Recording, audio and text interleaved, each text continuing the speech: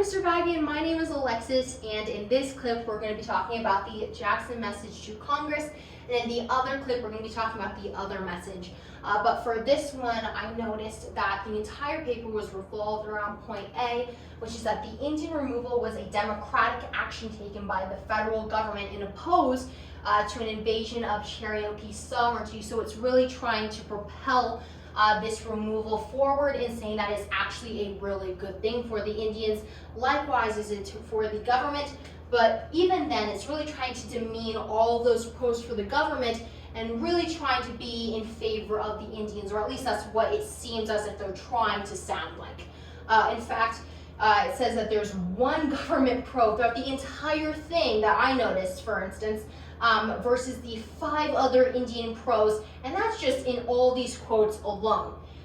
So for the one pro that the government would have, it says the pecuniary, which is referring to money, advantages which it promises to the government are the least of its recommendations. So it's really trying to say, okay, look, all of the advantages that are geared towards the government are the least of its wants, the least of its purpose, and it's really to propel the Indians towards a better way of living.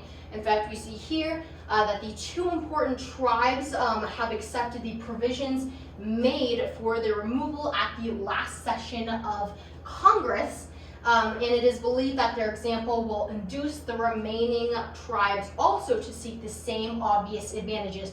Obvious advantages being one of the key points here, is trying to make all these advantages quite obvious. And it goes on and on with the list of all of the advantages. And it also continues to say that the removal of the Indians beyond the white settlements is approaching to a happy consummation. It then continues by saying it puts an end to all possible danger of collision between the authorities of the general and state governments on account of the Indians. So again, the entire paper is showing that whoever is writing it is on the side of the Indians, not necessarily the government. They're not in favor of the government. However, there's one pro that it makes aware in this paper for the government, but it's saying that's really trying to be geared towards the Indians.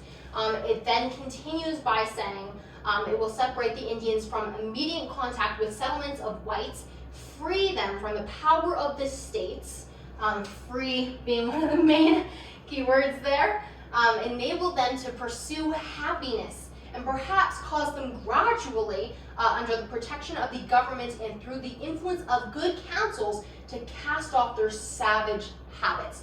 So they're trying to make these people live happier lives, pursue happiness, take away their bad savage habits, to make sure that they live the best lives possible and that they can be able to cater to society in a good, positive way. So again, this entire paper is trying to side with the Indians and saying that Indian removal is a good move as opposed to a bad one.